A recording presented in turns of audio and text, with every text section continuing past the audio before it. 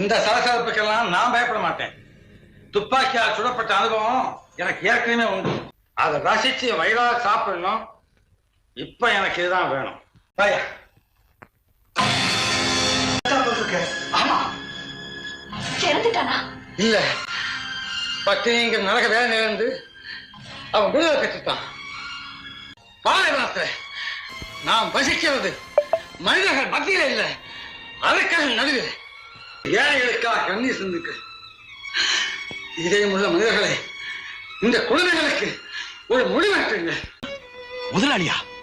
அவராலையா இவன் செத்தான்? எனக்கு ஒண்ணும் புரியலீங்களே. உங்களுக்கு எதுவுமே புரியாது.